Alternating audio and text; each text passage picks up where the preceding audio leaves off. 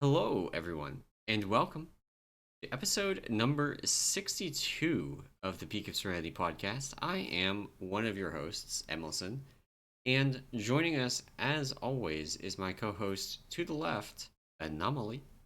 Hello. And this week, we are going to take some time and talk in great detail about Sire Denathrius, the final encounter of Castle Nathria, and in particular the Mythic version and what we think of it. And no spoilers, because before we get into that, we had a bunch of stuff happen over the past week and a half. Our Yeah. previous episode was recorded on a Wednesday night, so we missed some of the Thursday, Friday news that we normally would have caught. Like some, I'll let Anomaly introduce us to the changes from last week because there's a lot. There is. Yeah, there actually some really big things happened. I guess yeah, like you're right, the last 10 days or so. So I think the probably one of the biggest things affecting us right now was the fact that they added a 10% damage reduction across the board to every tank spec. Yeah, So essentially tanks and just take 10% less damage now, which I can tell you, having raided this week, definitely felt it. On certain fights, I think certain fights are still a little sketchy, but definitely it's a noticeable change, at least in from a rating perspective. I haven't actually done a Mythic Plus I yet this actually week. had forgotten that this change went in, and Oh, really? things felt we were already reaching the point on Denathrius where spoilers, we were progressing Denathrius until last night, and then we killed it. Um, but we were already reaching the point where things actually felt pretty safe. I there wasn't really a point in the fight that I felt like I was like, oh my god, I'm dying until like Yeah. the tail end of phase three. But so I just attributed the change to us just being more comfortable. Like our healers were more comfortable, we were more comfortable as tanks. Like things were going better. Oh, yeah. But the 10% damage reduction now, knowing that that was actually in for last night, that definitely was a factor. Like we would have killed it with or without that, but um, it definitely made it feel better Yeah. for me, at least. My co-tank is a Vengeance Demon Hunter, which Vengeance this 10% damage reduction tanks is actually partially because, as we discussed on the last episode, Vengeance was taking 30% reduced magic damage instead of the Nice. 15% they were supposed to have. In combination with certain, multiple high profile people like Dratnos being like, the damage on tanks is bad. And um, Yeah. I'm not surprised to see these changes. And this is basically what I was in for. I was like, okay, so what the correct thing to do is basically to fix demon hunters and then also reduce the damage the tanks take, so that Right. and this effectively does that. It also applies to physical damage, not just magic damage. The vengeance demon hunter bug only applied to magic damage. Yeah. But I don't mind at all because tanks took too much damage. Yeah, I mean there was definitely points in time, at least we'll stick to the Nathers for this, where we had tanks that would just like without an external cooldown, or they would go through everything. It was super super sketchy, right? Like Yeah, particularly like the pieces that stand out in my mind is after the first ad dies, when our warrior tank would leap back to the center. um they're like essentially out of range for me as a holy paladin on that platform. They're out of range as they leap over and land, and then when they land, they're slightly out of range of our disc priest before they walk over. The tank would die in like the couple melees in that a couple times. yeah. So I mean, um, I very nearly got two shot through stagger. yeah. At the beginning of phase three, it just by auto attacks because the boss just hits that, and it's really bad feeling to just like fall over to auto attacks. Oh yeah, for sure, for sure. So no, definitely a welcome change. There was a couple other, um, or sorry, there wasn't really anything else major in terms of like class tuning. However, they did remove the Soul Ash cap Yep. this week, which essentially points to probably one of two things. Number one, Soul Ash is no longer being used, or will only be used to craft sort of phase one legendaries, or like 9.0 legendaries, Yeah. or we're in for a reset come whenever they release the next set of legendaries, if they do, right? Since That's the since other question. so the one of the things about um Azerite, and you know we had the residuum that we went and spent at the vendor to get gamble on Azerite, Hmm. which was a garbage system. But reason that they had to keep resetting and inflating the currency on that is because we would be able to buy the new legendaries or the new Azerite with the old ones, and they didn't want it to be like you could save up enough to buy like 30 Azerite pieces Right. Yeah. at the Exactly. Yeah. start To of the gamble enough. season. Yeah. And that's not something that they wanted. But because legendaries are actually tied to item level, I wouldn't be surprised if like we just get ranks uh 5, 6, 7, 8, and those ranks just literally cost more. And so you're at um your Soul Ash is actually would still be good for building the rank fours. Like if you're playing an alt, Hmm. then you'd just be able to craft all the legendaries, and it would just be at last tier's item level basically. I wouldn't be surprised to see that. Yeah. I mean, yeah, for sure, something maybe like that. I just think. But I yeah, mean, I would I think hope other they don't. than that, you're probably right. Yeah. Yeah. It's either yeah or yeah. I mean, which is like weird to do or like at least not give an advance notice unless they don't know right what they're gonna do from a currency perspective. Yeah. Which, to be fair, is probably the actual reason. Like they're not telling us anything more than just the caps removed.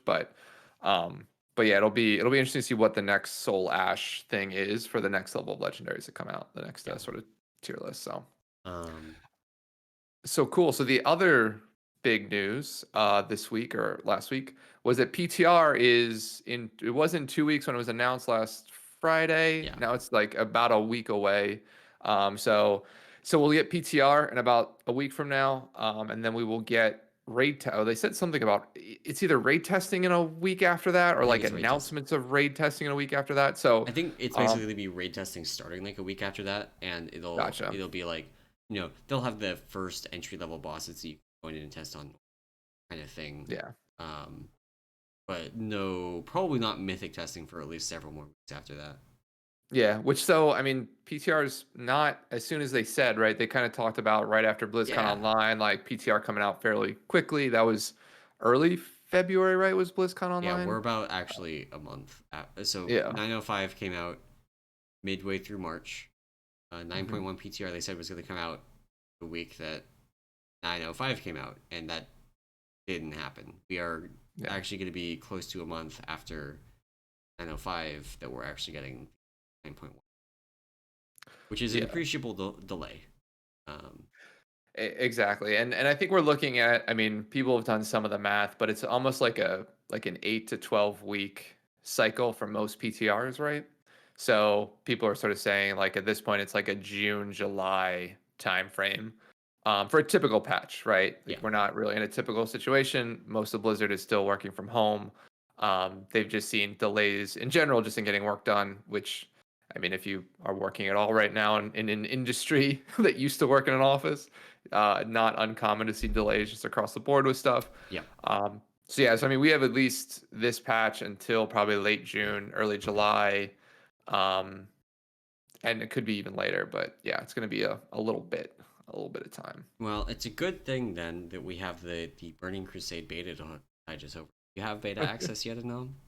I do not. I actually haven't checked. To be fair, I have been playing season 23 of Diablo 3. Okay, okay. Hey, Um, hey. I'm gonna boost. I could after this if you wanted. If you want a I'm quick actually one, not that. I gotta get off. Um, fair but enough. so Um, I was just memeing but after yeah, our conversation last week. yeah, no, I do not. I do not have beta. To be fair, I think I said this last week. I wouldn't play beta Yeah, just yeah. because I'm not like I know what the game is. Like I played that one when it was current. I enjoyed it, and I'm gonna play it when it's live. But there's no point in me like finding the new stuff in Burning Crusade, right? I've done it. So So I just double checked, and I still do not have beta either. nice. Maybe one day Um, you'll get a beta. Maybe if you at, really at, want. at this point, I am actually wondering if it is something like there's a flag on my account that says no beta for you. Um, What if it's like, have you ever seen that box where like you flip a switch and then the top of the box opens up and like a machine arm comes out and flicks the switch the other way? What if it's like you opting into beta and there's literally somebody on the other side just like clicking a button that like flicks it off? Like, it's like I thought I opted in. That's in my head what's actually happening to you right now. So Kate in chat is asking about my account being in bad standing. My account was actually, so I bought this account. I started playing retail for the very first time in the Cataclysm pre-patch, um, where I was playing on private servers. And then in Cataclysm pre-patch, I picked up the game. I started playing it, and I went out one Saturday, and I came back, and my account was banned because I did not use a good password, and my account had been broken into, and they had just like done gold spam in Orgrimmar, and my account got banned. It only took like 30 minutes to get it unbanned, and they actually mailed me an authenticator back when they didn't have the Oh, app hi. yet. So they mailed me a physical authenticator to use with my account, which was actually great customer service. Like let's be real there. That was actually sweet. Um, That's awesome. but my account has been banned once, actually a decade Well, ago. But well, I mean, you could. I mean, at least you got it back, right? You could be like my original account, which is permanently banned and no nice. longer accessible by anyone. So let's not talk about what happened there. Yeah, I think I know But the yeah, story, but yes, yes, yes. So yeah, so I mean, I think so sorry, PTR soon. In terms of just the retail version, I think BFA's or sorry, Burning Crusades PTR is already out there, of course.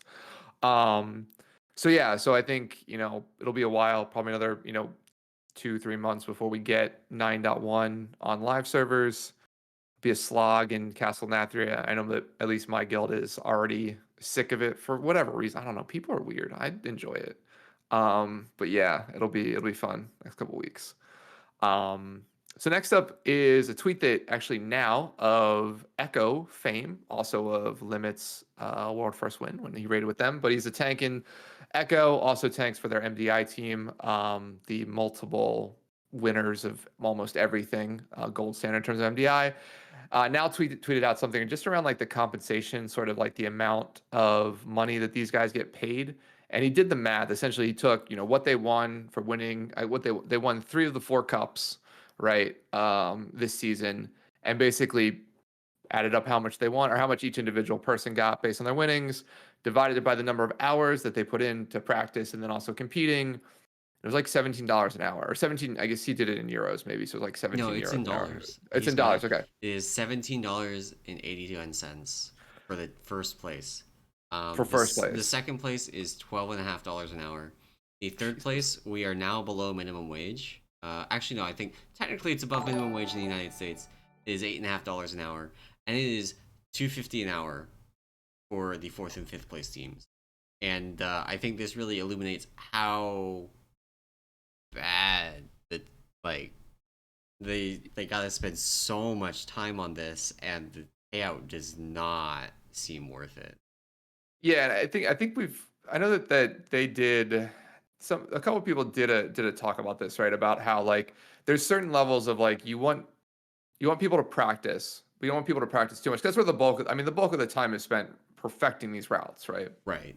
So the idea is like you want people to practice enough to be competent at whatever Blizzard's going to throw at them, but at the same time, you don't want it to be this sort of like you have to essentially have a job or a means to support yourself outside of doing this that lets you play for 12 or how many hours a day now so they played, right? Yeah. Because if they don't do that, then And you they end don't up with win. games. Well, they don't win, but then you end up with games like we saw in early MDIs where like one team would have 40 deaths in a dungeon, where it was like And they'd be the winner. yeah, like where it was just like one of those things where it's bad play. So I don't know how Blizzard balances this, right? I honestly like I feel for all the competitors in terms of like, yeah, the money sucks, but like at the same time, MDI is not drawing in large amounts of viewership, large amounts of Yeah. sponsorship. So like there's the actual business side of things where it's just not lucrative from a business perspective to do this. It's a great community thing, but and it probably makes Blizzard enough money that they continue to do it. But I don't know. It's rough. It sucks for those guys, dude. They put so much time into it. They perfect that stuff. I mean, watching those runs like are they're essentially like Yeah. perfect for 40 minutes, right? Or however long dungeons. Like 30 minutes is literally like 30 minutes of perfect decisions almost all the way through, which is like as a person who raids, I get tired after 8 minutes. Like Stone Legion in general is I forget what happens at the start and at the end, like depending on where I'm at in that fight, where I'm like, I maybe something happens here. Like this is off cooldown, I'll hit it. Maybe I'm supposed to hit no aura mastery here. I don't know. It's been off cooldown for like 30 seconds. So this works. So Yeah. I mean it's one of those things where yeah, you feel for them, it's a ton of time, but like I think, and this is something it's rough. that fairly sure there's a follow up tweet that I can't find where now is like the solution I want is for them to have the time trials be short. Like the compensation can stay the same, and they can just open up the tournament realms for less time. They can have the time trials up for less time, Yeah. and then even if the compensation doesn't increase, you know, the amount of time that they will put into practice just by its nature will decrease because they're already using the full time trial time to practice. Right. And Yeah. if it's 1 day instead of 5 days, that's a lot tighter. Then you do run into potential issues there. We're getting time trials in for 3 dungeons in a 24 or 48 hour period could be hard. 48 hours, I think it's pretty reasonable. 24 hours, Hmm. what if one of your players has something that they can't get out of that 1 day? It's yeah, Yeah, I mean that's sort of also it depends on like who they're making this for, right? Like the idea of like MDI in terms of a competition, there's not I don't know if there's enough like well, I'll use the term pro here loosely, but there's yeah, not enough like full-time WoW players I think to have essentially 40 people compete in Mythic Plus, right? 8 teams of 5 people each, right? So yeah. I'm wondering like if they need to maybe broaden it in terms of like yeah, again, shorten the amount of time that you can do the time trials, but then I don't know, either add more team or I don't know, something like that. So it's Yeah, I think the other thing too is tough that one. the weekly time trials or whatever are the frequency of MDI cups is too high. Yes.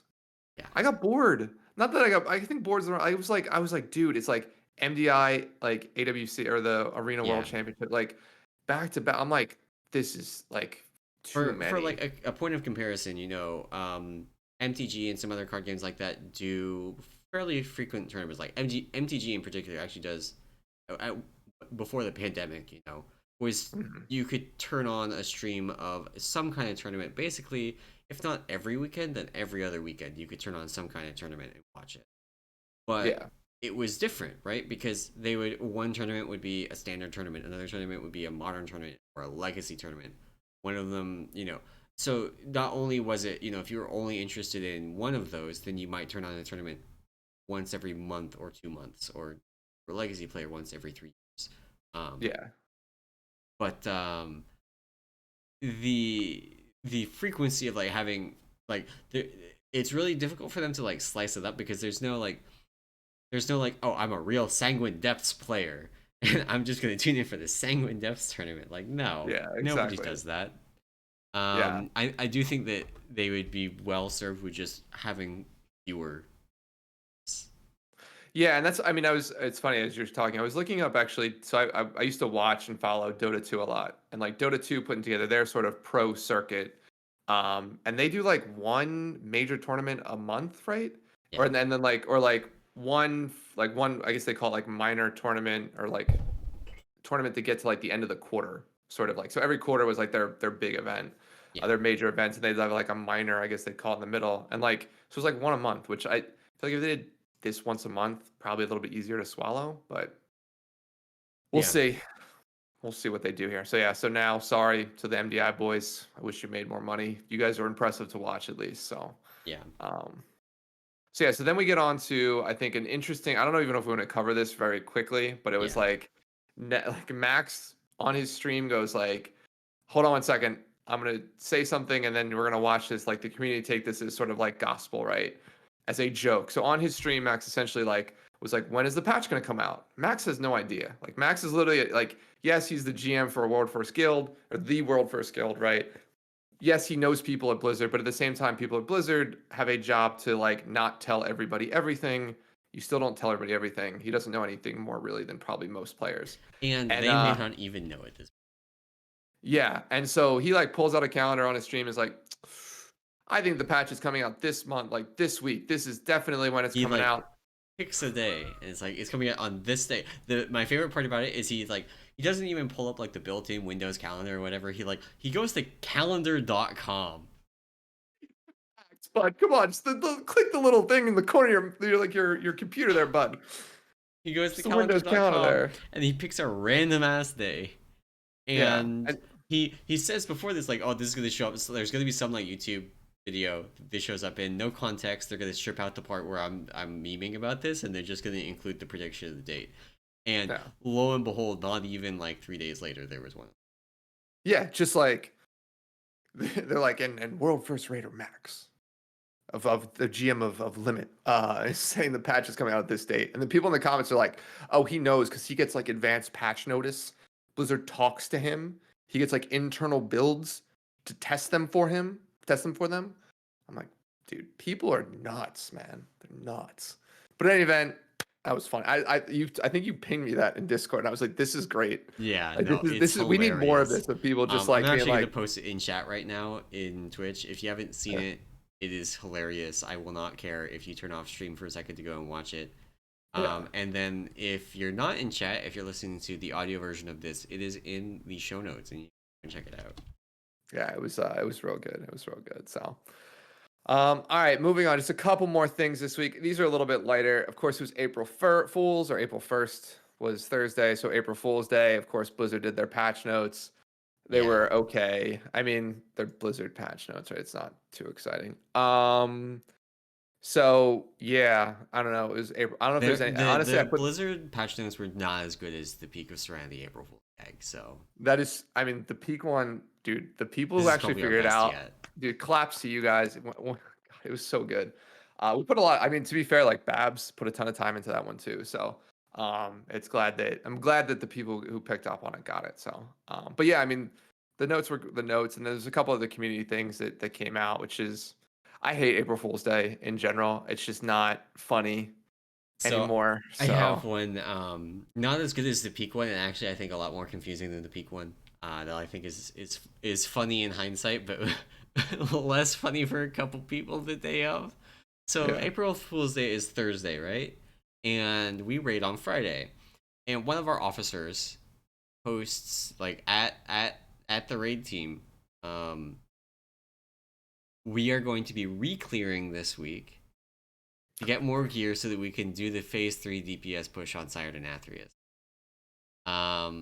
Please make sure that you're up to date with all the strats and everything for the earlier bosses and how they've changed. And all this stuff about like doing re-clear. that is awesome. And oh my god, I feel bad for a couple people. A couple people read it and didn't realize what day it was. And we're like, oh my god, I gotta prep for this, and I gotta, and like one of them read it while he was like on the way out to work and didn't get back on Discord until after work, and he had been thinking about it all day, and then Oh man. like he posted in the morning like I'm gonna be late tomorrow night, or like something like that. He was gonna be late, and he when he got back he said, haha, I got it. Good joke, Bellium.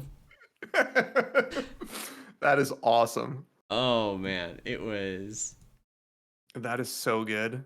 yeah. That's actually really good. Yeah, we didn't do anything in my guild. But yeah, I also am not the biggest fan of April Fools, so I and the best part is I had no idea this was gonna happen. oh, those are the So I got best. up in the morning and I Yeah, yeah, read yeah, this yeah. and I sat there for a minute and I was like, wait, okay, I've been in the officer chat. There's zero unread messages.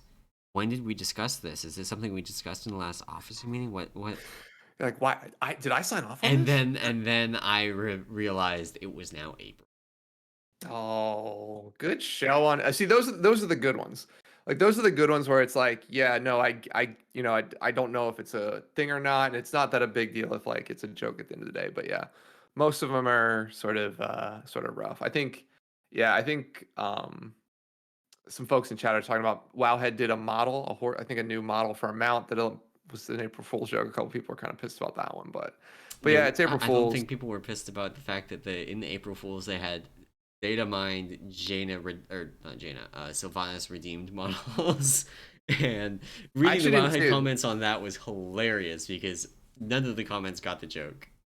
That's funny. That's funny.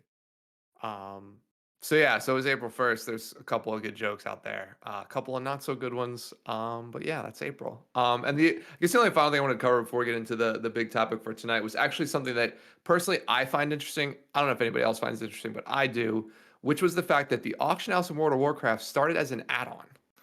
So there's a story up on Wowhead. We'll post the link to it. But essentially, during the beta cycle, if you guys played back then, if at all, there was sort of an add-on suite called Cosmos, that basically had a bunch. It was like almost a full UI replacement. But as a part of it, it actually had like sort of an auction house like system built in where you could like post that you want to sell certain items. And then people could post they want to buy them, and you essentially had to meet up and do like the trade in person. It wouldn't automatically sort of send it back and forth, but it was sort of like an auction house light or auction house like add-on. And the funny thing is that Blizzard as developers noticed it and essentially were like, well, we can't stop them from doing this because of the way we built the UI code. So we're just going to implement our own version of this so that like it's not exploitative or for anything like that. So that was it. It was an interesting thing where like people essentially like I guess there's a team called Alpha Project, which essentially is like trying to basically archive all the early WoW stuff in terms of like add-ons Yeah, and put in game files and things like that. And they picked up on this in some screenshots. It's funny. The screenshot that they posted in the WoW articles from Ropetown, which was like a very I don't if you didn't play back then, Ropetown was a massive horde guild. They're like one of the best horde guilds in the US. Um so I thought that was funny that I'm literally super old that I realized this or remember this. But in any event, there was also an excerpt about this in the WoW Diaries, which was the book written by one of the lead designers on the original designers on World of Warcraft. Did all like the internal dungeons and things like that. Built those. John, what's his name's like John Stat, which I own, and I've not read this far into the book, but I will now. But yeah, so it was a cool little. Hey, the auction house started as an add-on, and Blizzard was like, we can't stop them from doing this. We'll just make our own, and that way yeah. people don't like exploit, like people I don't mean, like ruin each other. I So think it is actually very interesting that this add-on actually copies a very common functionality if you've ever played Korean and some Chinese MMOs, where they have a literal bazaar where you go and you park your character and you stay hmm logged in and you like some of them you like set up a little table and you like have above your head like a description of what you're selling and like you have all your stuff in there with your prices and um a lot of the more popular ones have moved to like a WoW style auction house or a Guild Wars 2 style auction house. Um but it is very interesting that that's actually like I've yeah, played games where that is actually how the auction house works is you go to the literal bazaar in the main city and you walk around until you find someone that's selling the thing you want. I mean, yeah, it's my first experience with that was in Star Wars Galaxies. So yeah, that was fun times. But yeah, so I mean, interesting little tidbit coming back from the past. This Alpha Project thing, I'll probably have to check out more because that's interesting. Yeah, So, that's a neat project. uh, yeah. So in any event, that was the news for last week. So I think it's time to get into our main discussion topic, which is I guess Mythic Sire Denathrius, really the Sire Denathrius fight in general. So Yeah. I think we're gonna treat this like similar to what we did with Stone Legion Generals. Maybe a little bit more positive than that. Oh, a lot more. I would Um, say a lot more positive. We don't yeah, have any of the. There's some people in Peak that we were like trying to come up with people that were interested in coming on the podcast for this episode, and nobody's schedules quite worked out. yeah, But there were a couple people that I was like, I wish we could get you on because you totally disagree with my take on this boss. yeah, yeah. So I guess real quick, initial impressions, one word, one sentence. How'd you feel about it? This is the best boss I've progged. Wow. Okay. I love it. I love it. Awesome. Yeah. Unfortunately, so my point of view will be not from a progression point of view, but just from sort of like experience the kill through the fight through like a second kill. So I didn't get to progress with my guild on this one, but I mean, maybe not the best progression boss just because I didn't progress on it, but it is a very, very good boss. Probably top five, at least in my time playing the game.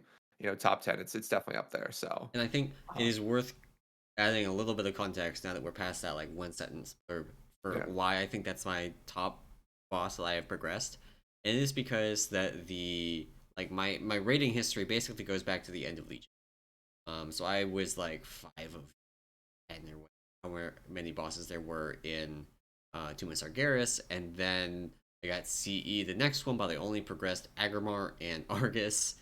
And then I didn't do Crucible of Storms during BFA, so I only did the mainline raids.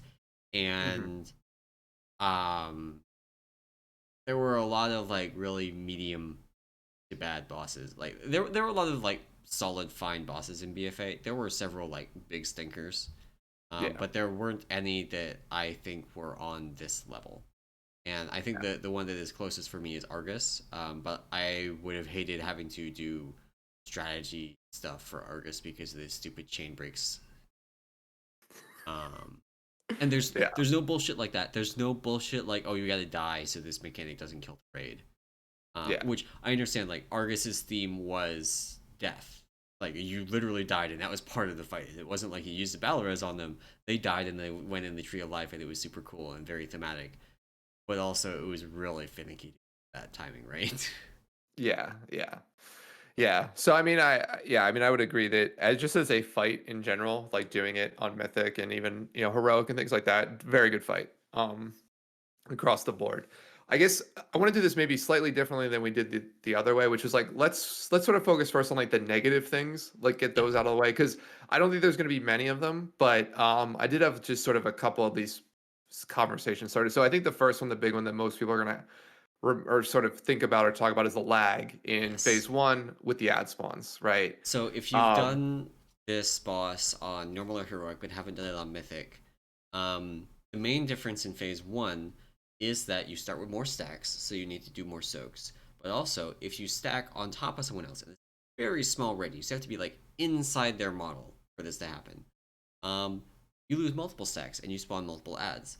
So there's a couple different ways people deal with this, but one of the more prominent strategies is that on the first set, you spawn like 30 plus ads.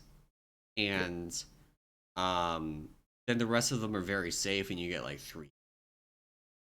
But that one where you get 34 ads, there's like a laundry list of abilities that you're not allowed to use because they will actually just break the server. And even yeah, then, even if you don't use those, sometimes you still get screwed and this instant server lags and people die because the healers can't heal and nobody can kill the ads. Oh, I guess that's the other thing too. If you don't kill the ads fast enough, they like swoop back inside the person they came out of, which means you basically soaked and took a bunch of damage and mana for nothing. yeah. Yeah, it's the lag issue is it's funny. We talked about it a little bit as a guild, and it reminds me weirdly enough of Diablo 3 when you used to get into very, very high rifts and there was tons of damage and mobs you would pull together. And like if you use certain abilities there, the servers would just die because they couldn't do all the calculations. And one of our officers was actually saying like, I wonder if this is a issue with the target cap, meaning the Meteoring game. in garage, like in mop, meteoring actually was a big problem because a lot of things meteored at 20 targets and they had raid bosses with 20 targets So and to calculate the damage split. it had to calculate the damage split. Um, So that's what that was one of the things that we thought about was that because you're hitting more than 5 targets, the idea is you're doing reduced damage. So there's like a calculation that happens about what ad gets hit by what, or like yeah, what your damage reduction is or what's in range. And because there's cap there now, there's like additional computation there. yeah. Um, But which it's would be curious great because if that was the the issue.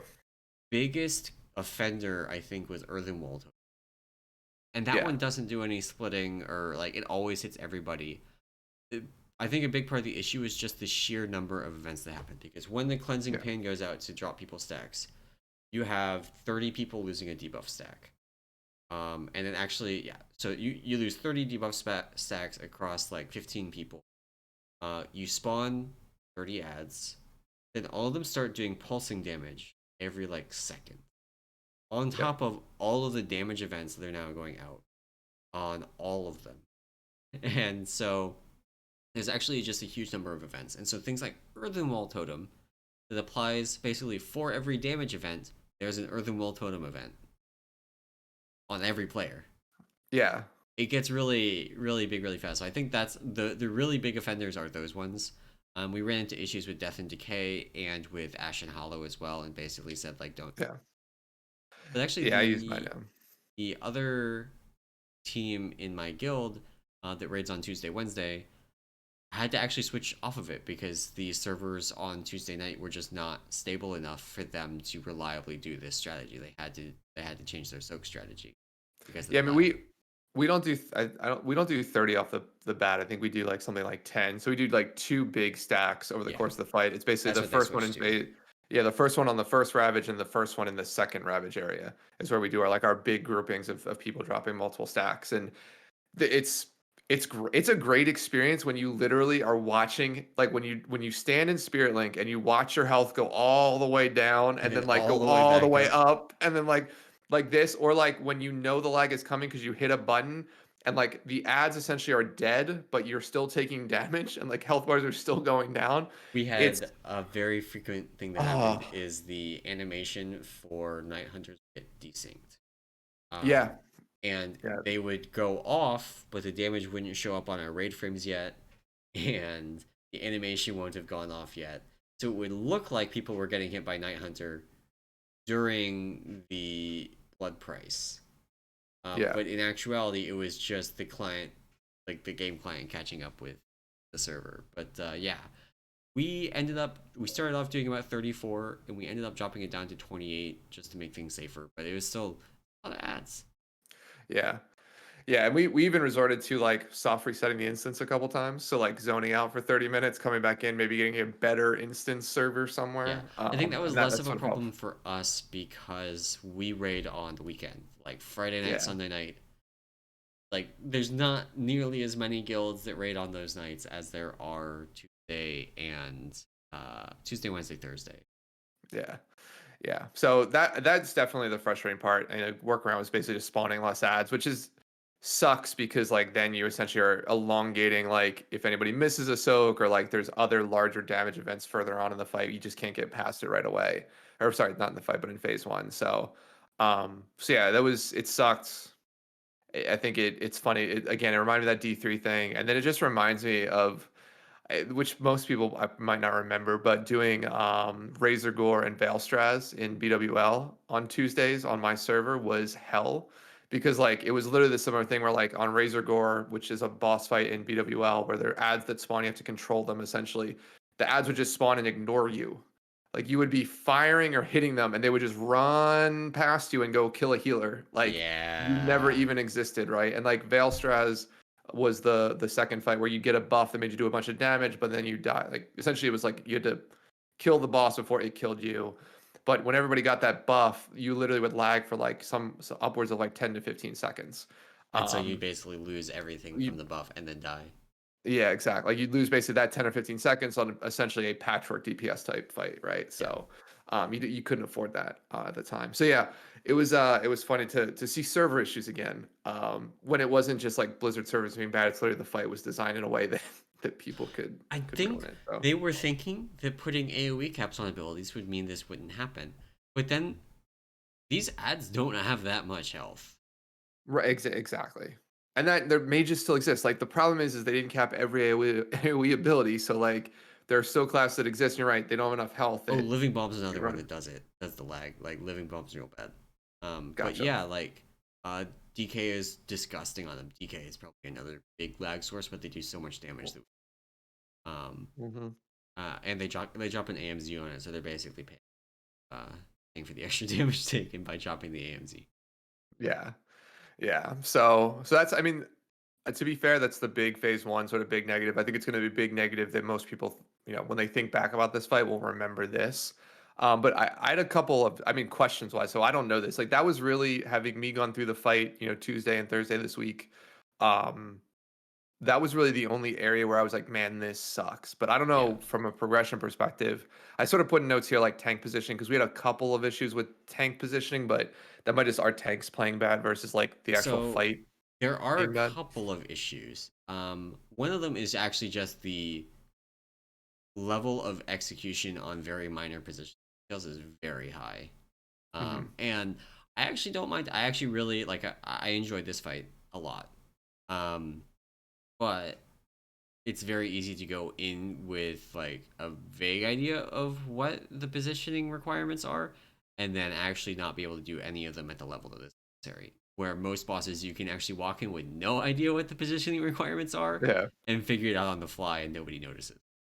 gotcha. Um, the actually bigger issue, I think, is that Sire Denathrius is actually really picky about teleporting back and forth from the platforms. So if you're not familiar with the Mythic Phase 2, there are ads on each of the corner platforms. You have to, like, if you don't have a Venthyr teleport or a glide or something like that, you have to use a lock gateway to get over there. There's one of them that like pulls you over there, and that's cool. Um, you have to move Denathrius back and forth from those. And the way it works is that he has this thing called an inevitable that just he teleports behind you and he does an extra auto attack basically.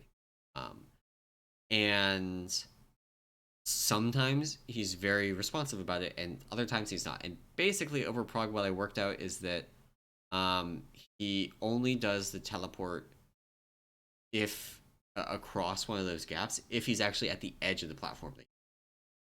So Oh, if he's already on the edge of like walking in off of the platform, he will teleport immediately. But if he's not, he actually has to waddle his ass to the edge of the platform, God. and then he does it. And so if you're not aware of that, it actually makes it look like there's just like this huge variance in the times, because if you position the boss slightly differently, suddenly he takes a different path to where you are, and you might have to wait 3 or 4 additional seconds. And since there's really tight timing requirements on Oh, like yeah. when you have to get the boss over there for a hand of destruction to go off or you wipe, um, that can be very frustrating.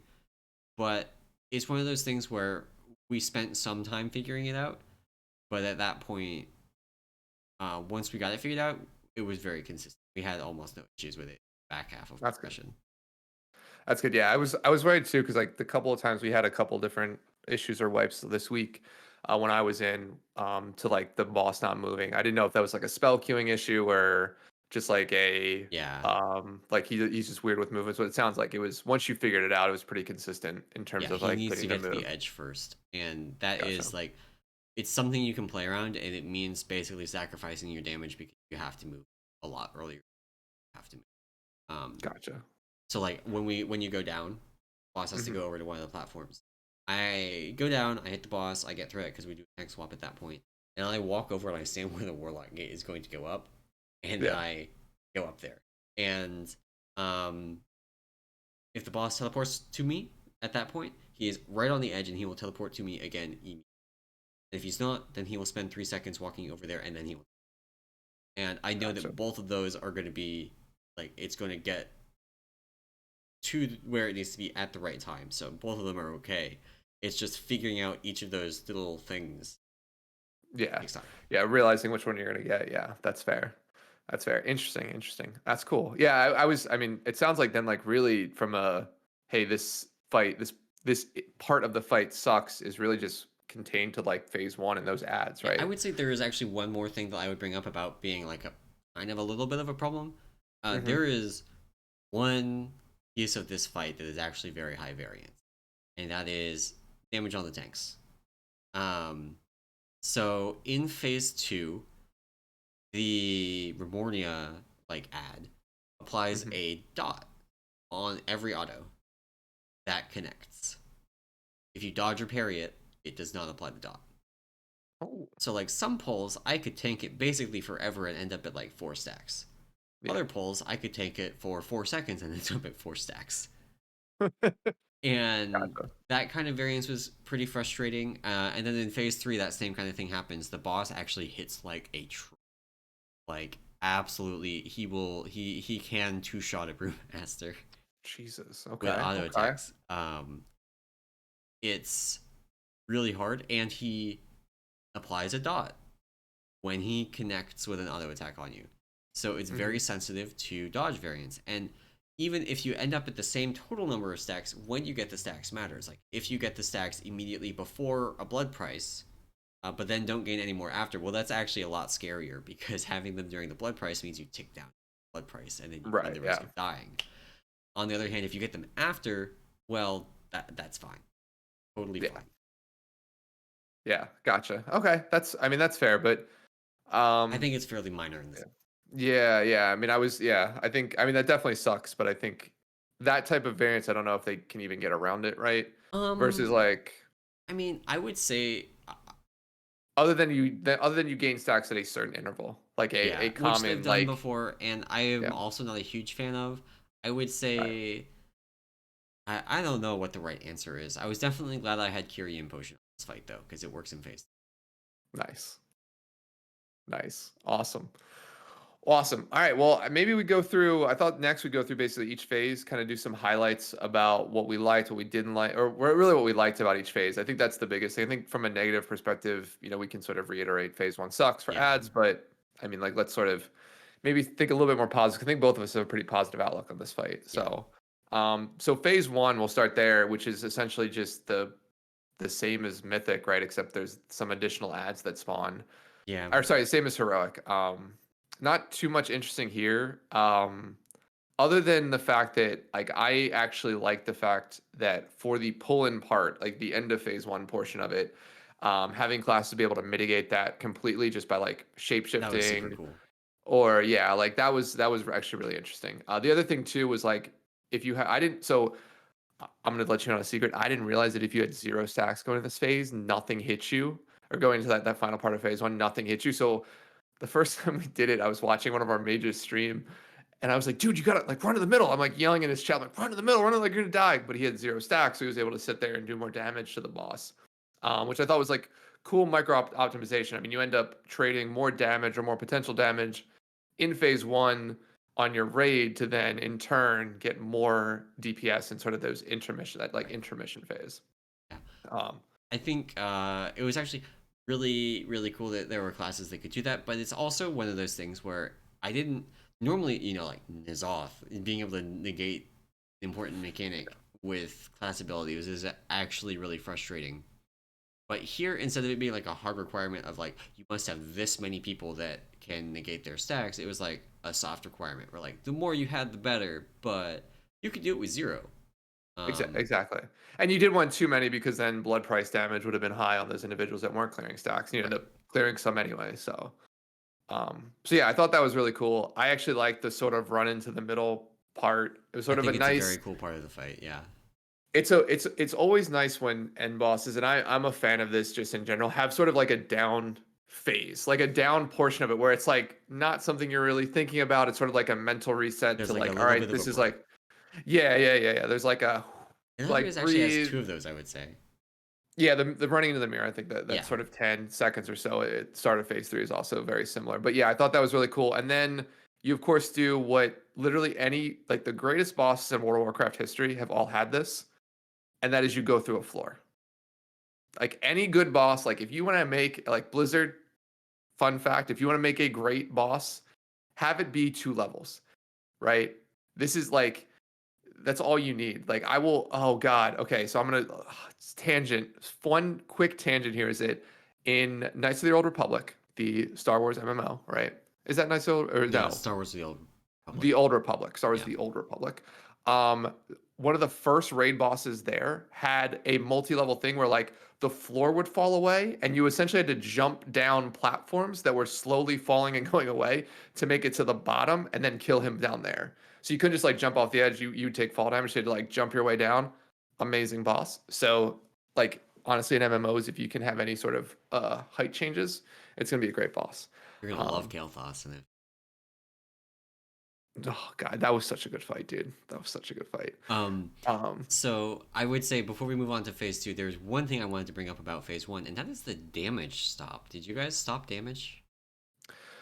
it would depend, but yeah, Yeah, so basically essentially like yeah, trying to hit that 70.5% yeah, right as Ravage was cast. Yeah, yeah, we towed the line, I think, a lot. yeah. And it was funny, it would always like our raid leader would always be like, it's either cleave off the boss for the final set of ads or just AoE would be the call. And like that's how we sort of managed it. But yeah, that was interesting. That wasn't too We didn't run into too many issues there though, I'd We say. had a poll last night where we didn't have like stop was called, people didn't stop. We pushed the boss 10 seconds early.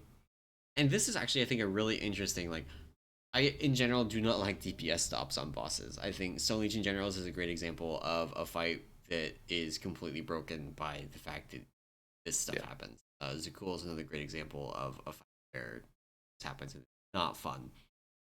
But none of the boss ability timers actually change. Like none of the boss orderings, there's no spell queuing weirdness with when you push or anything like that. Hmm. What the boss does actually stays perfectly consistent regardless of what. The only thing is, are your cooldowns going to be up when you need them? And Exactly. that was what happened. Is we wiped on the second round of ads where we were trying to kill the second melee one, and we didn't have Ashen Hollow for it. We didn't have some of our other CDs for it. We had Interesting. lost people earlier because Spirit Link wasn't back up, Interesting. and Yeah. so like that. That's actually really good design. Like, to be fair, that's actually really good design if I you think actually think about it it. worked Like, very well. yeah. Like That's I don't mind this damage stop. I did not mind at all. Yeah, because you're not doing it because you get bad overlaps. You're doing it because you literally can't do the next part of the fight earlier than Yeah. what you need to, right? Yeah. And like Yeah. we could have papered over our early push by having health and damage potions on the second melee ad. Hmm. And we probably could have recovered and struggle bust our way into phase 3. But yeah, I actually thought that was actually a really interesting contrast with Stone Legion Generals where there's all these damage stops and they were all miserable. Yeah. Yeah, because you're not doing it for any sort of cooldown reason. You're literally doing it because it's more efficient, right? Which is like just, yeah, awful. Um cool. All right, cool. So then I think we kind of get into phase 2, which is honestly, it's funny. Well, the first time I did this, so I did this for full disclosure. I did this after my guild had already killed it in a raid where basically 16 of the 20 players had been in our first kill. So we'd rotated a couple people in. I was one of those people. I was confused as hell the first time I did it, and then after that, it was like a choreographer, like it was like almost like a dance, right? Like Yeah. very like your movement was like almost like it was not almost, it was sort of set in stone where you moved from different ad to different ad, and it was cool where like kill the ad before the next hand, so you get pulled back to the main platform, go through, go to the next ad rate. So I thought that was, I mean, like movement here was like king, was super good, I think. And then the fact that there was like these mini DPS sort of checks all along the way. Um, I don't know. I actually Yeah. really enjoyed it too. And there's things like even if you failed to kill an ad, it was actually very bad. Like it's pretty bad, but it's not like instantly wipe the raid bad. Um, Right. you can still have people, especially Ventir players, because of the teleport, go back over to a platform and finish it off, and then come back.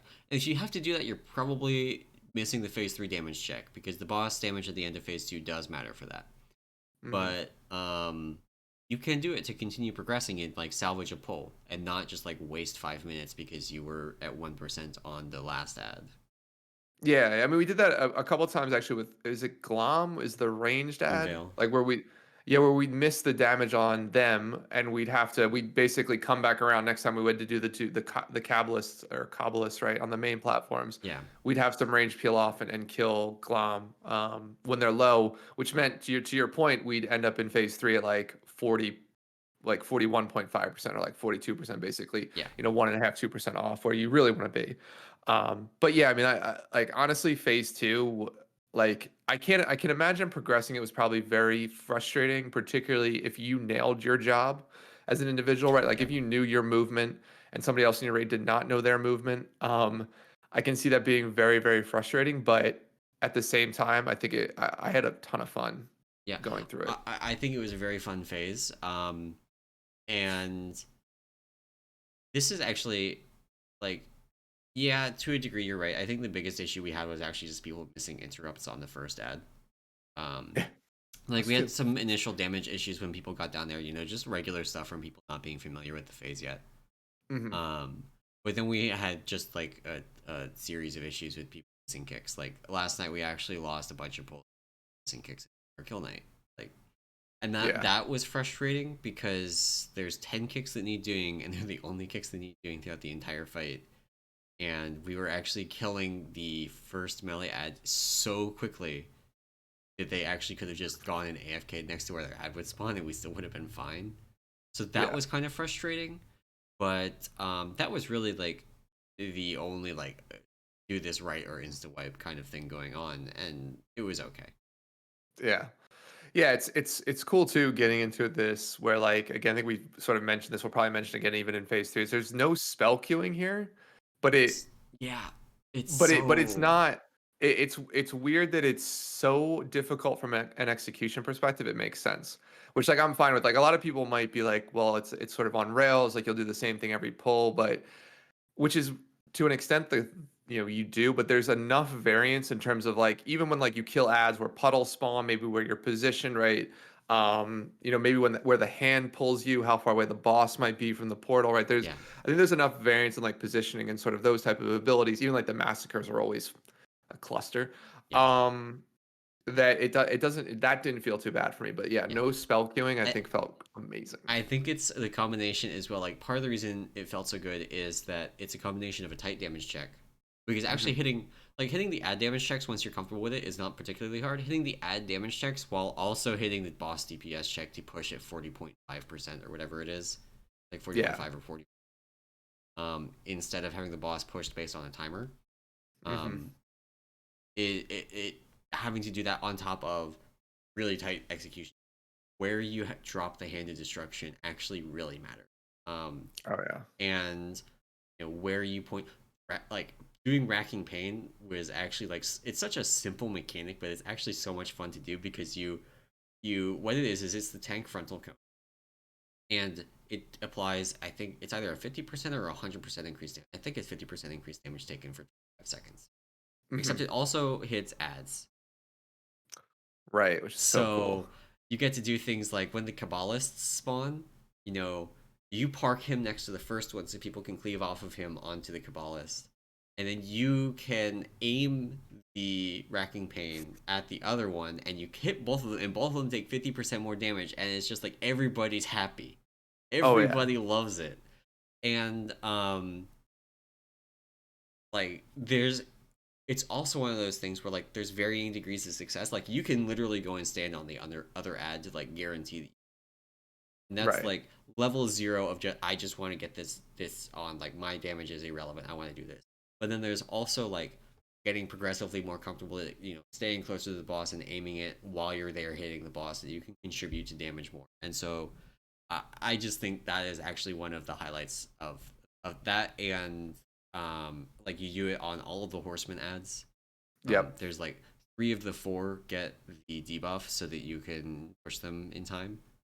Right. And It uh it's cool. It's cool. Like, so I didn't mean to cut you off, but I think oh, it's you're cool good. that like I think each class, each sort of group, you could say like DPS tanks and healers have their own sort of like thing to do, right? Which on an end boss I think is what you always want is Yeah, like just one sort of group isn't sort of AFK or not sort of super engaged in it. And yeah, I mean like from a healing perspective, healing it there was very much the times where like we end up getting to or killing the ads in the beginning, right, of that phase where was difficult once the stacks got higher, right? yeah, So like once like when you get there, like even the second ad where like literally like there's a hand of destruction, so you're gonna take some damage there. You're like moving through, at least I went with the melee, so you're moving through the portal, and then I have to remember that I have to have holy shock up because that's the quickest way for me to get over to that ad, yeah. to hit it with a holy shock. And if I don't have it up, then like I have to wait for a judgment or something. So keeping that in mind, thinking a little bit ahead, I'm making sure I'm there. And then just the damage in general, like the other really sketchy portion is after I think it's the first set of Kabbalah, or sorry, the second set that you kill, and you have to basically run to Run the next around the set. other. Yeah. That run is super sketchy. Like there, Oh like man, that run is so scary as a on healer. our kill pull, Myco Tank, Vengeance Demon Hunter Extraordinaire, leaps to the edge of the platform like he normally does. Hmm. He's booking it over to the other side, um, leaps again, and there's this quirk of the like empty spaces in between the platforms, so there's actually a floor at the bottom of them. It's not just a bottomless pit, meaning you can Nice. target it with fell leap, Oh or no. whatever it's called. and so he Yeah. leaped into the pit. Like we've got a clip of it, and he just like goes right past. Like you can tell he was trying to target the other side of the like plus sign that is the center Yeah. platform, because he goes right past the edge of it down into the hole, and So then has to good. get B-res.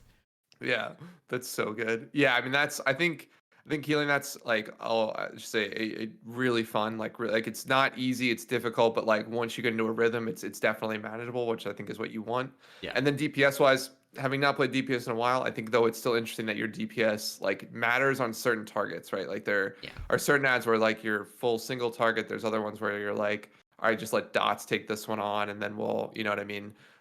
Don't focus them too much. So And there's and also even like there's periodic telegraphed points in time where like you gotta move and damage. Like when a yeah, massacre is happening, uh, you need to be watching your feet, and it's not literally the entire time, so it's not raining, yeah, doesn't cause fatigue, but it's still like you gotta do it. You die because that thing one shot yeah, stacks. yeah. Also crescendo. So, Uh, oh yeah, crescendo is those overlaps with massacre and crescendo. I still like. It's the one point in time in my like. It's this is one of the first fights in the instance where I wished I was a Mistweaver, just so that I didn't have to look at raid frames to heal people, where I could just like rely on like the dumb smart healing that we have to like Also save people. transcendence. Yeah, or I mean, or transcendence to Although save me, right? you're just as likely to transcend into a massacre as you are to escape the fall of your death. So Exactly. But no, so I think phase two was a ton of fun to go through. But yeah, I mean, any other sort of highlights that you can think of? um oh, I would say probably one piece that was like very minor frustration is Hmm. so the hand of destruction spot that people get pulled to is just a random spot in a circle around the boss, so you don't have complete control over it. It does lead to some very awkward things where like sometimes people get hit by impale at bad spots and they put the red stuff on the floor. The red stuff makes you take double damage. Oh, I didn't realize that. Yeah, you take double damage. So if he puts the hand of destruction in the red stuff, which is you can play around this, it's possible. It's just like if he puts it in there, like people with the dot on them are really spooky. They're probably gonna die. If you're tanking Denathrius and he decides to auto attack you while you're in that, you might die. Jesus. It's like very spooky and just kind of annoying. Like it would have been nicer if the hand of destruction were just like always behind it. Like Yeah.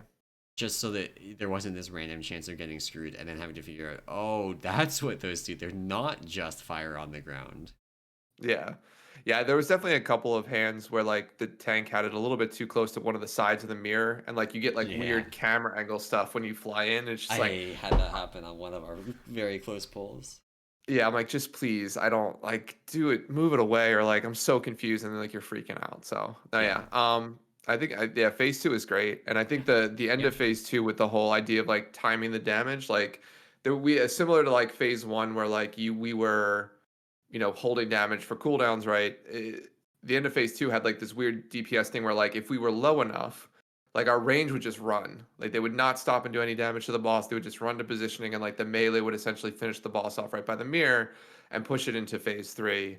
And that way range was already in position. There wasn't sort of a and we got more damage in phase three while he was sort of setting up, right? Yeah. So we had a couple of pulls where we had done well in terms of damage throughout phase two that we're able to do this, which I think is a nice little again like these small different like these little just small micro sort of optimizations I think are cool, right? Because you don't Yeah. have to do that.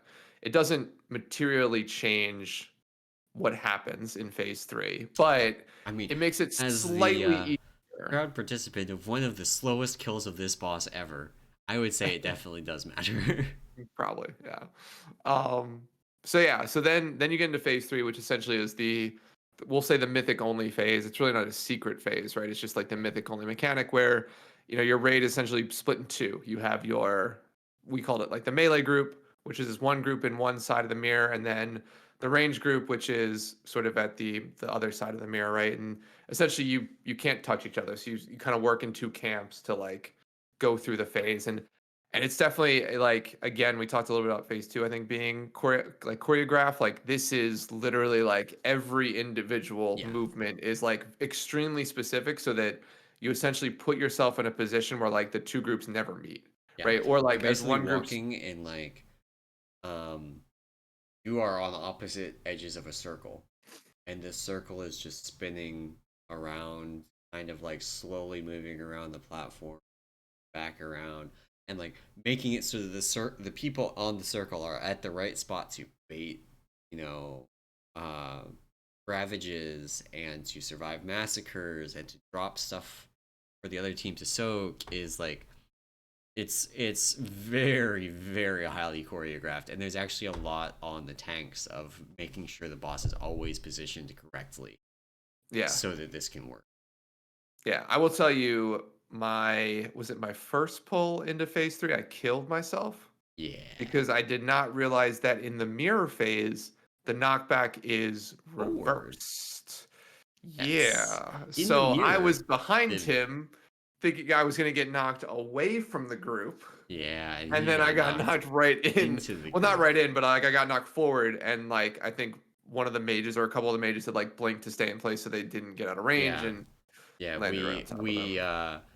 did not have people blink on those to stay in place. Like you get knocked Nice. back and you fucking Yeah. So once I figured that out, was great. But that did, it's funny, that did like we did have a like one or two pulls deep into phase three where tank's position got a little messed up where they were too close to the edge and we yeah. couldn't get the melee in front of it. So like I got knocked literally further out into the room and essentially died. Yeah. Um, but that like it's funny, the movement's really cool. It's not difficult. I mean, the damage here is absolutely ridiculous as a healer. Like it's on tanks, on the raid, on people who end up getting the soaks, on the people soaking. Yeah, It's there's a just lot of like damage in this fight. the blood prices or princes, whatever they're called, are Yeah. just are Blood just prices are nuts. so this is really rare. Like oftentimes when raid damage goes out as a tank, it's not super scary. It can be scary if you are also doing something at the same time. But Mhm. because of how hard this boss hits and also how hard the blood price hits, it's actually really spooky.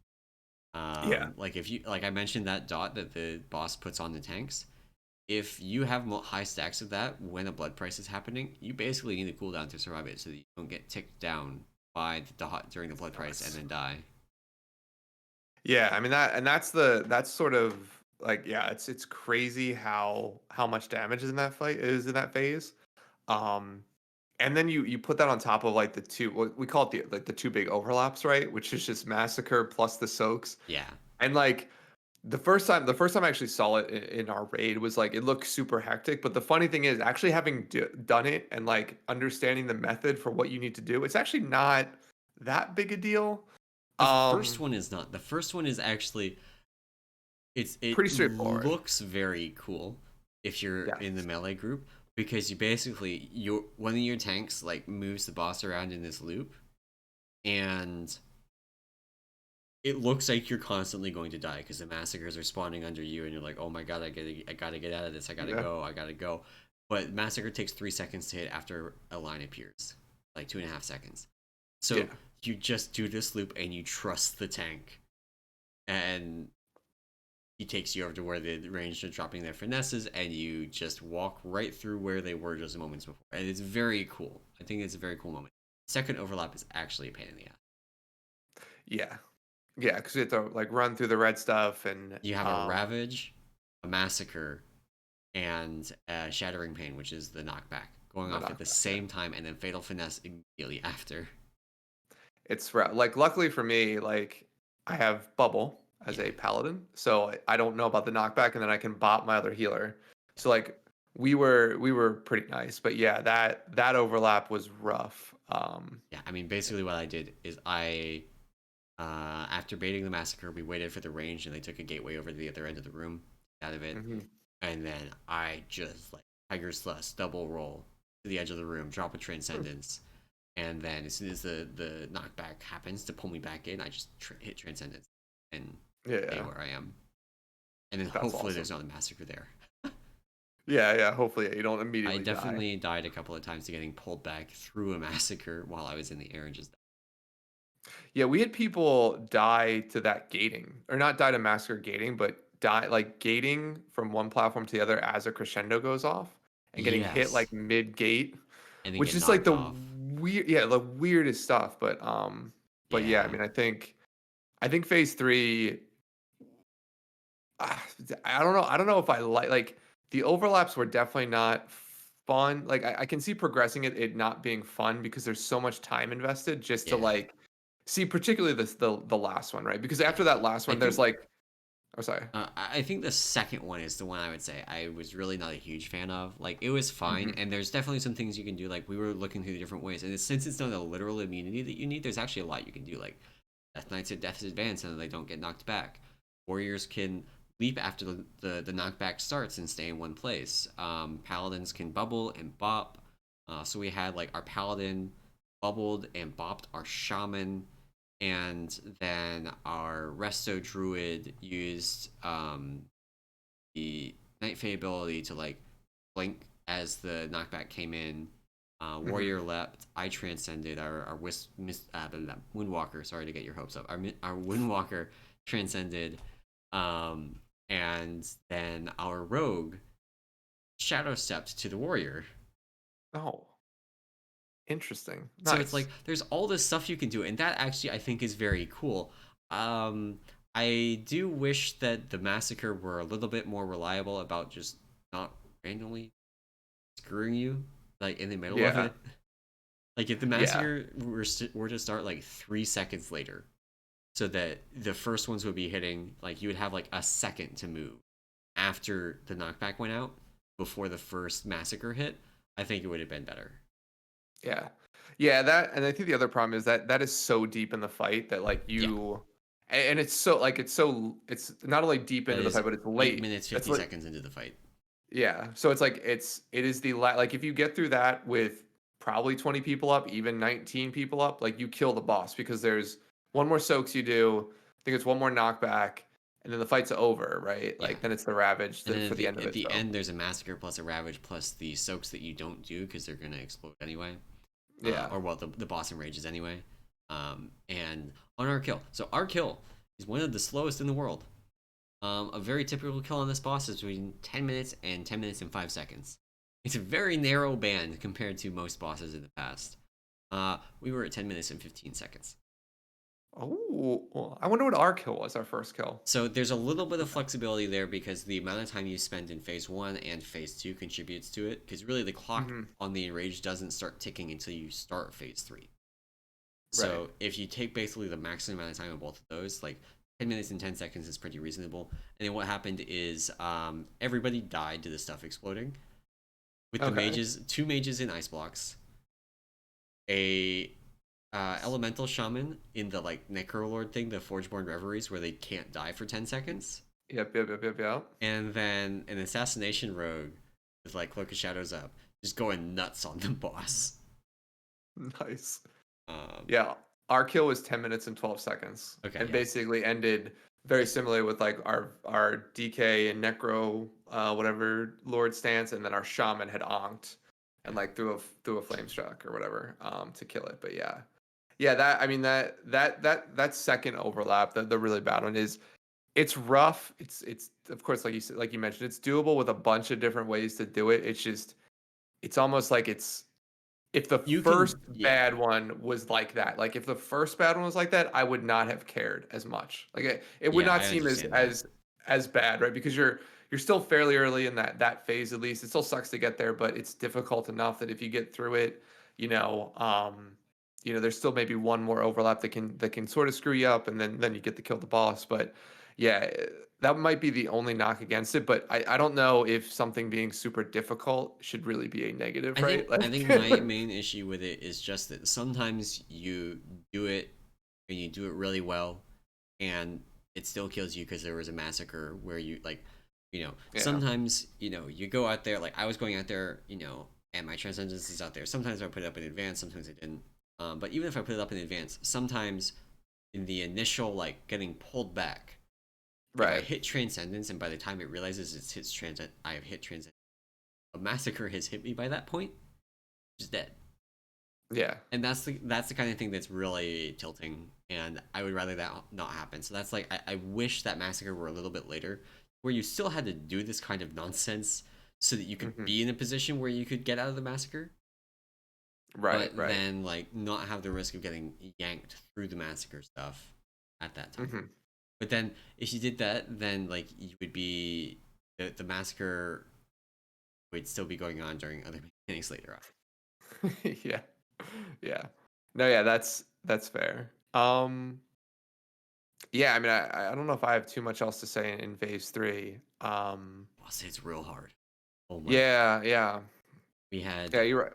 we had a real heart to heart with the healers in the melee phase, and we're like, okay, this pull just heal the tanks. Like that's your. I don't care. Like everybody else can die. I don't care. Heal the tanks. And it turns out it actually was okay for them to put a lot more focus into the tanks, because Yeah. the damage on the rest of the group is actually fairly telegraphed. It's like fatal finesse, which you have 6 seconds to top them up before it actually does damage. There's blood price. Hmm. That's actually like the big two for raid damage that goes. I guess shattering pain raid damage. Yeah, yeah. The knockback can be somewhat fatal, but I think it depends. So, yeah, there's not too much. But yeah, tanks just get screwed, I'll Yeah, say. Um, I but no. wish that is one thing. I would like it if it were if the damage were more in the big combo that he does and Hmm. less in the auto attacks. Okay. Because really, the combo is actually just 4 auto attacks. That's all it is. It's exactly the same damage as an auto attack. It applies the auto attack bleed, and I wish it were just like kind of like Kill Jaden Felclaws, where like his regular auto attacks were fine. They were kind of high, but they were fine. And then Yeah. Felclaws just bam beat your face in. Yeah. I wish that were what this was, instead of just being like, oh, it's the same thing except now he's doing a fancy animation for it. That's fair. That's fair. Um, yeah, I don't know if I have much more to say about phase three, other than like I mean, I enjoyed it. Like, I think I enjoyed this boss top to bottom. Although to be like, I very much enjoy raiding in this game. So there are very few bosses that I would say I absolutely hated going through. Yeah, Um, but yeah, I mean, I think phase three very difficult. I think it's a fitting end to the boss too. Um, yeah. so yeah, so I think, I mean, I'm wondering, is there any other, I mean, I put loaded a section in our notes just about here's like sort of my highlights of the fight, right? In terms of like what I think it'll end up being remembered for. Um, but I'm wondering, is there sort of anything else you wanted to sort of cover on this one before we get into like final thoughts? I think one of the real strengths of this fight is that at every point in the fight there is something to do for every role. Like this Yep. is not an end boss like N'Zoth, where for a bunch of N'Zoth there's just nothing for the tanks to do. You're literally like the things are in a fixed position, and you just gotta sit there and wait for them to die. Yeah. Um, the everything in this fight, like the whole time I'm busy with it. I'm doing things as a tank. That is not every end boss is like that. Yeah. Um, and I know the healers have stuff that they're doing, and the damage dealers always have stuff that they're doing. There's damage checks throughout the fight. It's I think that is one of the things that this is going to be remembered for, is like everyone. This is a good. There's Yeah. no role like Jaina. Um, I hate Jaina. I hate that fight so much, and it's 100% because of the tank nonsense trying to position it, Hmm. and just it being super frustrating. But if you talk to someone who did DPS on that boss or healed that boss, and like they might love it. Like I know people that damage that were DPS players on it, and they love the boss. Yeah. I do not No. know a single tank that loved the boss. Which Yeah, I can. Yeah. anecdotal, but I think that is one thing that stands out to me about this. It's just got so much going on for everyone. Yeah. Yeah, no, I think I agree 100% with that. That yeah, every role seems to have something important that they are like focused on, or that they are like they have to do sort of across each of the three phases.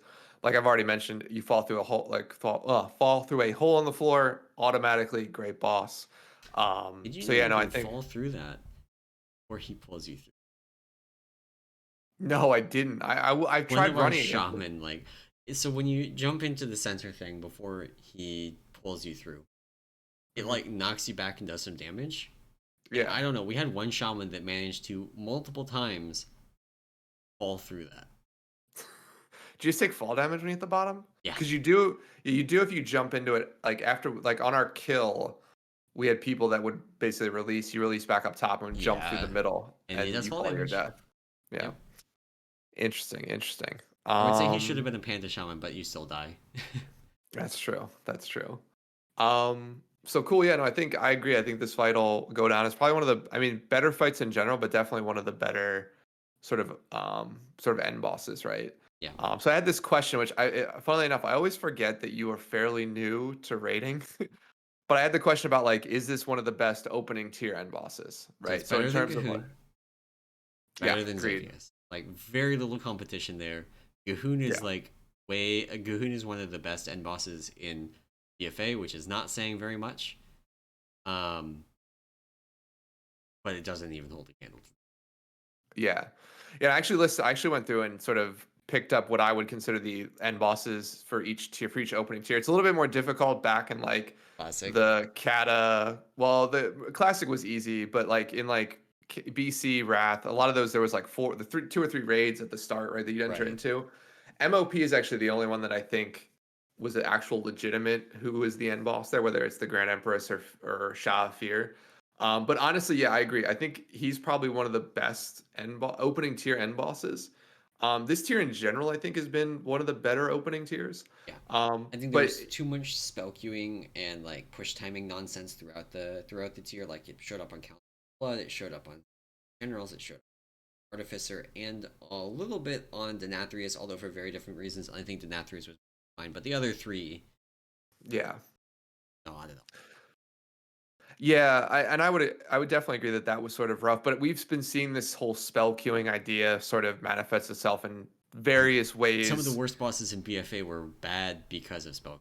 So Yeah, it's definitely not a new concept. So to see him reuse it here, I'm not too. I mean, it sucks. It's not something I'm happy about, but I think it's just a concept that they as a design team want to use. yeah, Yeah, in terms of end bosses, like I would say this one probably hits well. It's probably one of the best ones since MOP.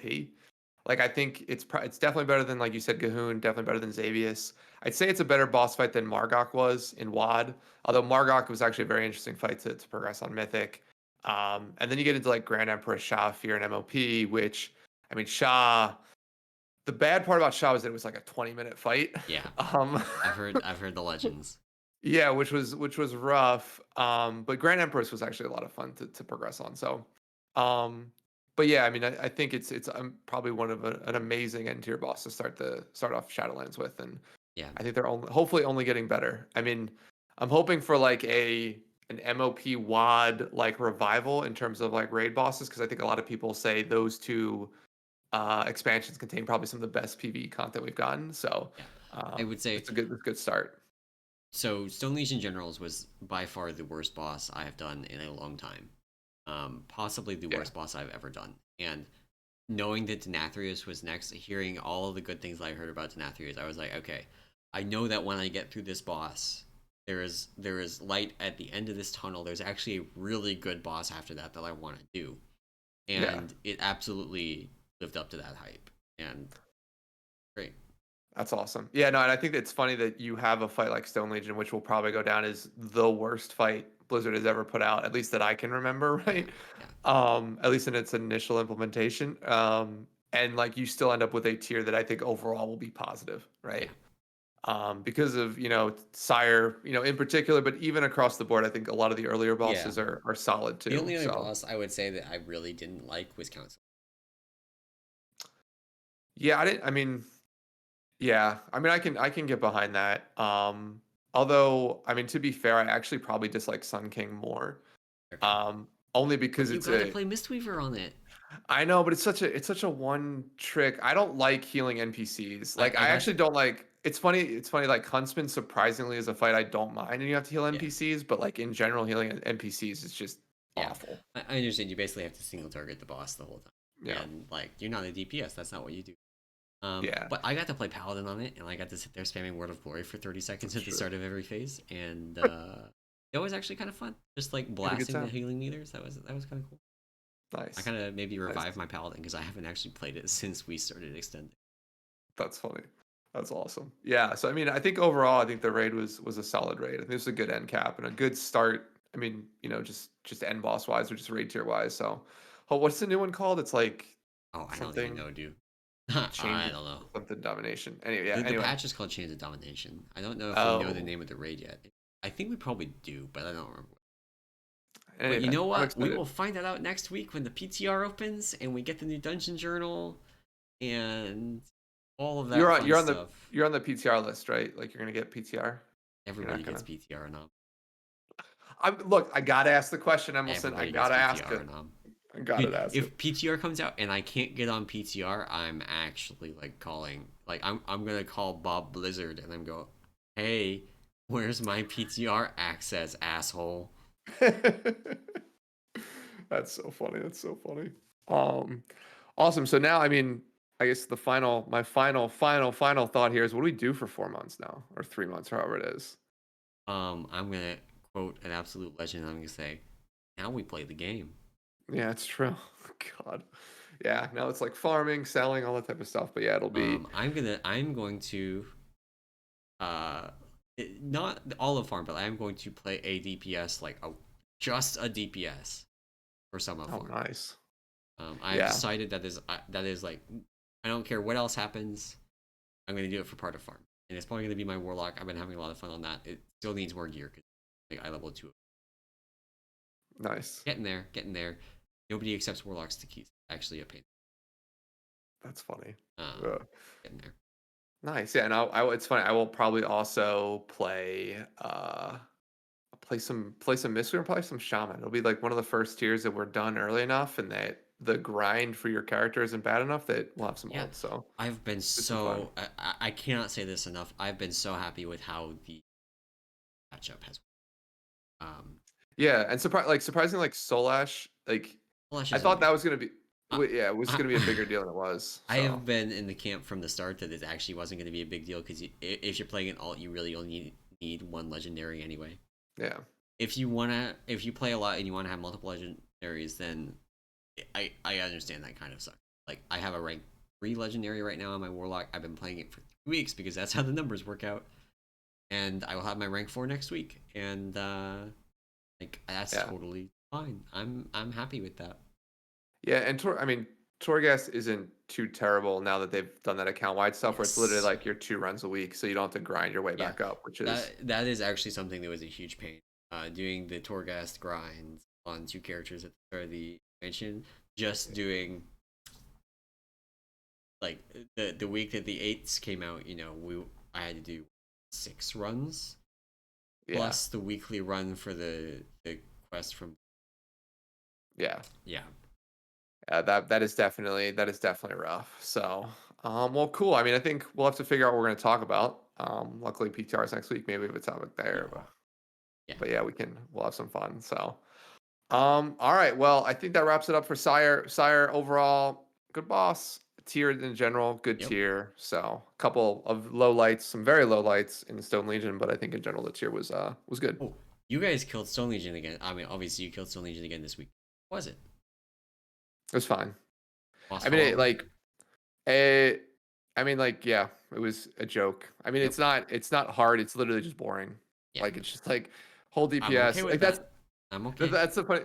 When I was joking earlier, I was like, with Stone Legion so long, I forget when to use my abilities. I literally forgot when to use my ability. Like, I forgot when AM was because like we had like it's just one of those things where like when you're doing it over and over again, you're like, here's when I do it, and then we took like almost a week off from it, and I was like, shit, like I'll just hit this stuff randomly and it works. So the nerfs help for sure. Like the Yeah. wind nerf is huge. The healing reduction one it still sucks, but it's not 100%, so you can still kind of save people Yeah. when they get low. So no, it is what it is. We wiped like maybe once or twice. Honestly, just people being idiots and picking up every orb at once, and just like you can't dunk 4 orbs at the same time. So we lost it Just there. dunk But faster, 5 head. yeah, no, I think we wiped like maybe 3 times to it this week, and so Yeah. it wasn't too bad. So yeah, Stone Legion and it just sucks. It's boring. It's not hard. It's just like they've made it easy enough now that you just sort of roll through it. So, Yep. um, but cool. So I think that is it. So now we get into my favorite part of the show, which is, of course, the end of it. No, I'm kidding. It's Q&A. Damn. I'm just kidding. I love my Saturday nights.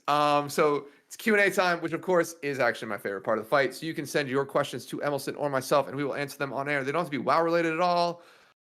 You can just ask us anything. We'll pretty much answer most things. There are certain things that are off limits. You don't know what those are. We don't know what those are. But I think at this point, we've been doing this for what, 35 episodes, give or take, and we've only not answered maybe one question that we received. So first up tonight is our good friend Blazeroo, as I like to refer to them as. I believe their actual name is Anzaru. And they ask a simple question. We'll give a simple answer. Classic Star Trek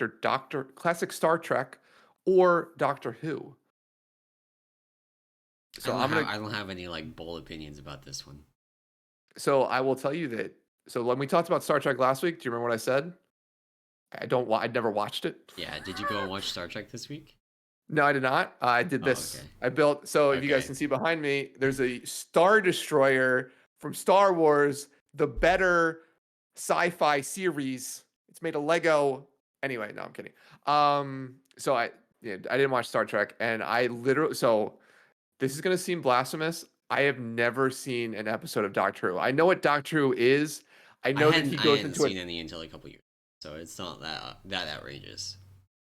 but I I've still not seen them. Like Yeah. I've been through friends' hype of it. I know that he goes into a telephone booth and that telephone booth changes him to Superman or something. But like I don't, and I know there was a big controversy. Wasn't the doctor a female? Like the last doctor was a Yeah. female, and there was like a big controversy about that. I know one of the actresses, Jenna Louise Coleman, which was one of the doctor's assistants. She's a fairly attractive individual. I've seen pictures of her. I know that she was in the show. It's literally all I know about the show. So I have no opinion here. Is I think is what I'm getting at. So I would say that Doctor Who's Monster of the Week is more eminently like, watchable. It's easier to just put it on and you know what you're getting into every time.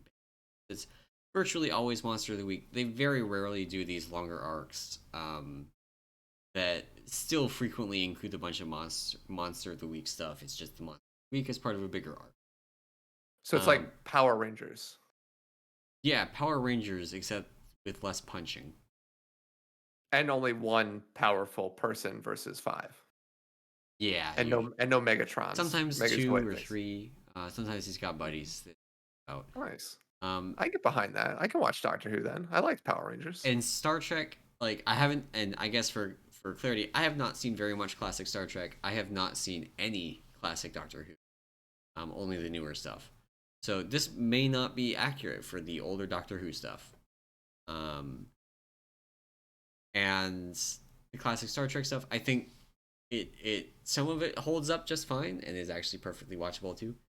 There's just I don't know more variants That's fair. and there's a wider variety of things that like a Star Trek episode could be. Like, some of them are like bordering on action, some of them are more like mystery, I guess. Like there's just a wider breadth of things. So it's again, I'm a little bit just saying like, they're different things. But also like if you just want to put on a show and not have to think too much about what show you're putting on, Doctor Who is very consistent.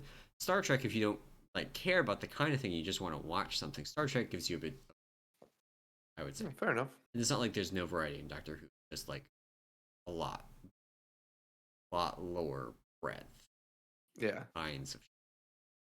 Yeah, like there's the bad guy who makes the monster out of clay and then sends it down from the moon and makes it big on Earth, and then the power doctors come out and kill it in their Megatrons, right? Like that's what Yeah, that's about. yeah, Okay, got yeah. it. I'm good. That's uh, for a second there, I actually was wondering if you were describing a Doctor Who episode. I don't know of any that follow that specific plot line, especially not the Mechatrons at the end or whatever. But Okay.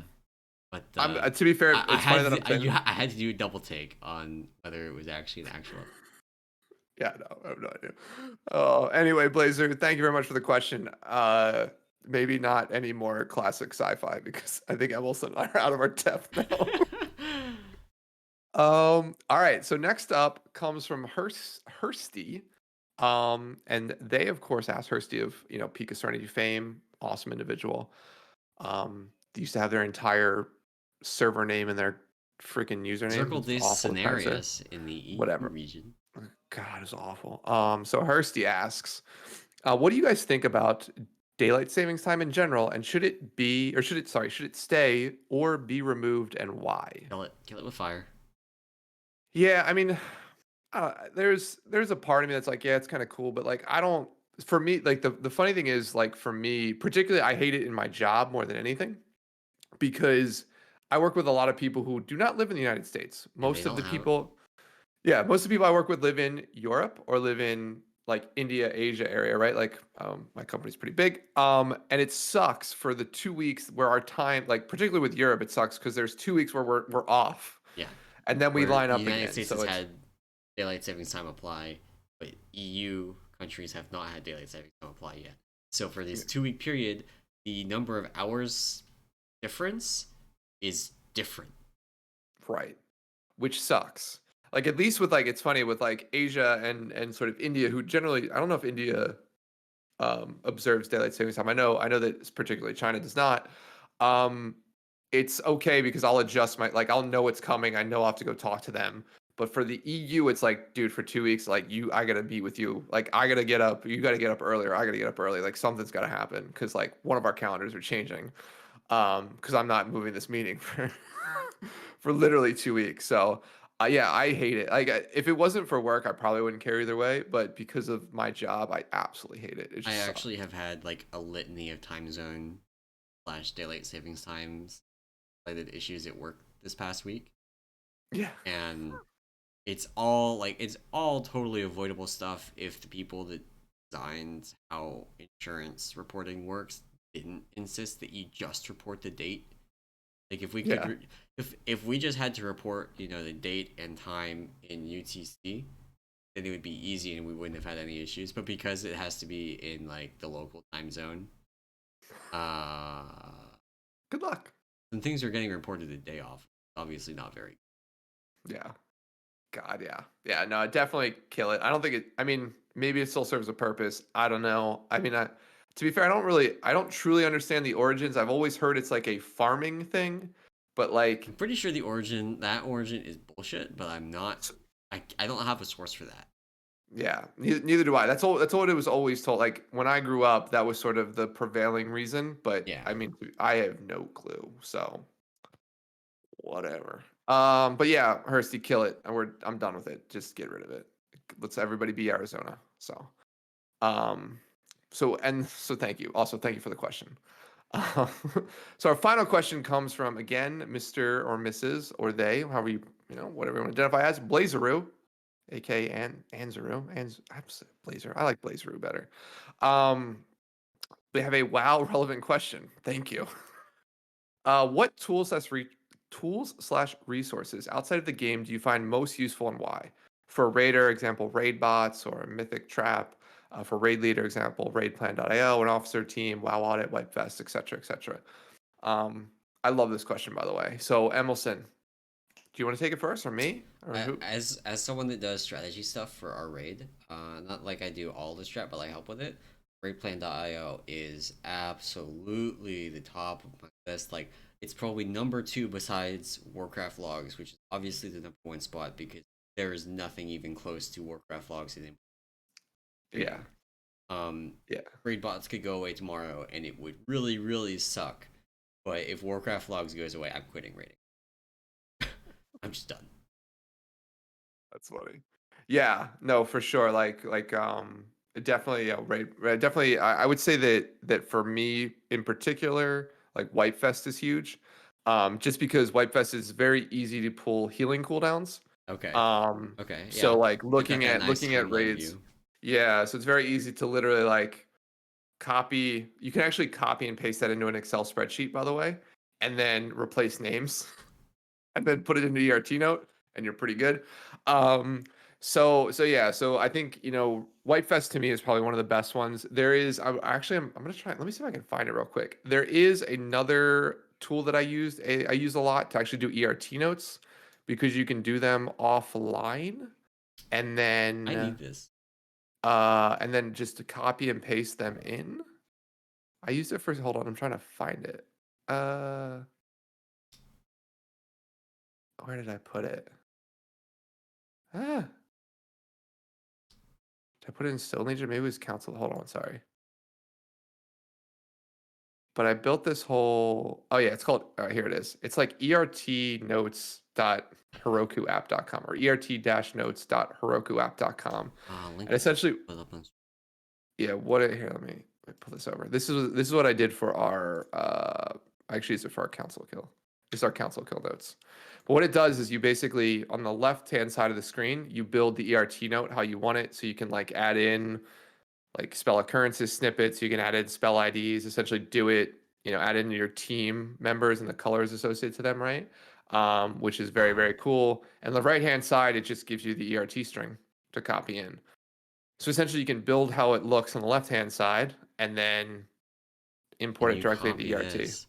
Oh my god, Yeah. I'm sending this to our. I'm actually sending this to our Yeah. there right now. And you can set it up like you can add players, so you can always have the same sort of default template or like an empty template. So once you build your first one, I'd add all of like our players and their classes, right? So like all the names I had to add manually. But once you get it set up, it's like super simple to take this and for the next fight, do the next timings and things like that. So um I don't know if it supports the new like timer function in ERT notes if you guys utilize that, but at least to get you a basic note that has some colors in it and Yeah, isn't too terrible to format. I love it. So that would be the only one outside of what you mentioned, like Wipefest definitely being the main one. We don't use raidplan.io too much, which is interesting for us. really. Um, You just use like yeah, MS Paint. Like that's what our new current raid leader does is a lot of MS Paint, which is like it works. I like raidplane.io. I use it a lot for my personal as well. Like I have a notebook. I do a lot of that gotcha. in that I draw in. But also for things like where I need to communicate, our positioning on Denathrius, for example, with my co-tank. Like raidplane.io is coming out. I'm doing it there. Yeah, it's funny. We actually do a lot of pictures of stuff. Um, and then, and then apparently for Sludgefist, we stole occasional excellences, gifts of Sludgefist Part One and Part Yeah, Two. Schlim. Oh man, So yeah, so I mean, yeah, we do a lot of that's videos. We don't do much of Schlim who pictures. raids on the weekday team in our guild. Did those and they are phenomenal. He's done them for a bunch of bosses. In Athreus, I think the movement in phase 2 and phase 3 ended up just being like just too complicated to really do in the GIFs. I think Yeah, he's working on it, but he did not get it done before. So that's funny. That's funny. Um, but yeah, so I think Blazeroo. I think you nailed a lot of them, but I think from like just personal perspective, like Wipe Fest is huge just for healing and cooldowns. Being able to copy and paste those out makes it super simple to find a raid comp similar to yours, kill timing similar to yours, or at least estimated kill timing similar to yours, and sort of pull those out. And then yeah, this ERT note app is like super easy to like build stuff offline and then drop it into ERT very quickly. So um, yeah, along with all the other stuff, like we use WoW Audit still for like loot needs, and our officers sort of use that. Like I use it somewhat with healers to like kind of set up comps, but for the most part, we just tell each other if we're in or out, right, for each yeah. fight. We've got a spreadsheet that So we use for that. Like Google yeah, Sheets, very flexible. yeah, yeah. So cool. Well, Blazer, thanks for the question. Not too much out of what you noticed. I think a lot of the big ones there are there. Your T Note one Um, is very cool. Very cool. yeah. I did not know about that before. So Yeah, I forget who gave it to me. Somebody, I think actually one of our officers did. So, but yeah, I think that's it. I think that's it for questions I too. think that's it for questions. I think that means it is it for the show. So next week, obviously, we are going to be talking about the 9.1 PTR, assuming it comes out. If it doesn't, we will scrounge around for topics, and we'll be back at 8:30 ish Eastern next Someone doesn't have Saturday. another meeting that makes them late. Ugh. Hey man, we Okay. killed Denathrius last night. We had to have a chat. That's true. That's Um, true. but yeah, thank you all for listening. Whether it has been coming and hanging out in the stream and chatting with us, or listening to the audio version of this, we appreciate it. If you would like to support this show and all of the other work that goes on over at the Peak of Serenity, you can do that over on our Patreon at patreon.com/Peak of Serenity. And doing that not only supports this show and the theory crafting and guide writing on Peak of Serenity, but it also gives you access to special role in a channel or channel. I don't remember off the top of my head. And Babylonius's patron only D&D campaign, Peak of Serenity, which is Very fun. I have Very fun. I have hang on, I'm gonna have a voice quote from the donors channel about this. This is from Kiev. Uh, I'm about to go hunt all of you down individually until you join the PNZ campaign, by the way. Jesus. It's aggressive. Aggressive, but it's fun. It's fun. Anyway, thank you all for listening, and we will see you next week. Bye.